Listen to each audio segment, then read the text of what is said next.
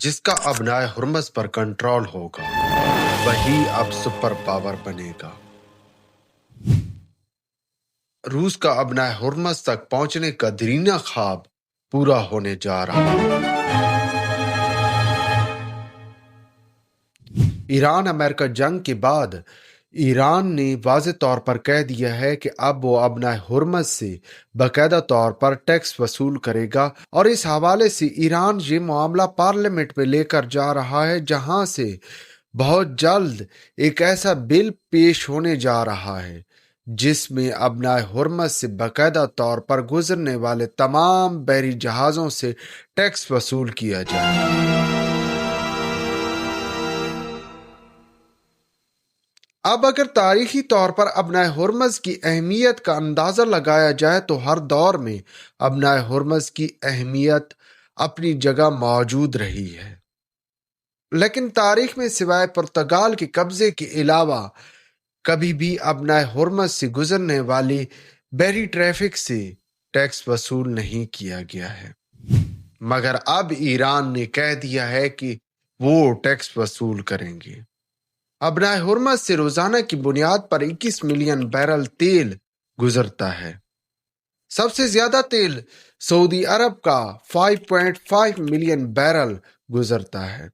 آپ یوں بھی کہہ سکتے ہیں کہ پوری دنیا کا 20% تیل صرف اسی ابنائے ہرمز سے گزرتا ہے، اس لیے اس کی اہمیت اپنی جگہ موجود ہے۔ اور ایران امریکہ جنگ سے پہلے کبھی بھی ایران نے ابنائے ہرمز سے گزرنے والی بحری ٹریفک کو نہ ہی روکا ہے اور نہ ہی کبھی کسی ٹیکس کا مطالبہ کیا ہے، مگر جو ہی امریکہ نے ایران پر حملہ کیا، اس کے چند گھنٹوں کے بعد ایران کی جانب سے ابنائے ہرمز کو بند کر دیا گیا۔ ابنائے ہرمز بنیادی طور پر ایک قدرتی گزرگاہ ہے۔ ابنائے ہرمز کی شمال میں ایران ہے جبکہ جنوب میں عمان ہے۔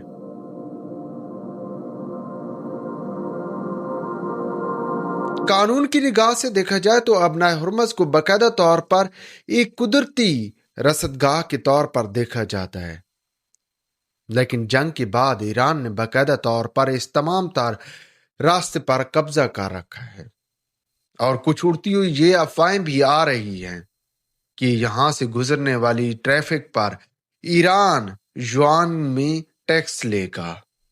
لیکن یہاں پر یہ سوال پیدا ہوتا ہے کہ آخر ایران یوان میں کیوں ٹیکس لے گا؟ ایران اپنی کرنسی ایرانی ریال میں کیوں کر ٹیکس نہیں لے گا؟ اس کے پیچھے ایک بہت بڑی گریٹ گیم ہے۔ بنیادی طور پر روس کی ہر دور میں یہ خواہش رہی ہے کہ وہ ابنائے ہرمز اور خاص کر خلیج تک اپنا اثر و رسوخ قائم رکھے۔ اس حوالے سے سر جنگ کے دور میں جب روس نے افغانستان پر حملہ کیا تھا تو روس کا ٹارگٹ ابنائے ہرمز تھا۔ اس وقت جمی کارٹرز نے باقاعدہ طور پر اعلان کیا تھا کہ ابنائے ہرمز کا کنٹرول کسی بھی بین الاقوامی قوت نے سنبھالنے کی کوشش کی تو براہ راست امریکہ اس کے ساتھ جنگ کرے گا۔ اور یوں کارٹر ڈکٹرائن سامنے آئی، مگر اب ابنائے ہرمز کا کنٹرول ایران کے ذریعے چین سنبھال رہا ہے، کیونکہ چینی یوان میں جو ٹیکس وصول کیا جائے گا اس کا فائدہ تو چین کو ہوگا۔ اور پھر اس بات کو ذہن میں رکھنا چاہیے کہ اس سے ڈالر کو خاصا اچھا دھچکا لگے گا۔ اس سے عالمی سطح پر یوان کی قدر و قیمت میں مزید اضافہ ہوگا۔ لیکن ہمارا سوال اب بھی باقی ہے کہ ایران چینی یوان میں کیوں کر ٹیکس وصول کرے گا؟ تو اس کا جواب جناب کچھ یوں ہے۔ چین کی کوشش ہے کہ ایران کو ہر صورت بچایا جائے اور ایران کے اندر موجود حکومت کو مضبوط کیا جائے۔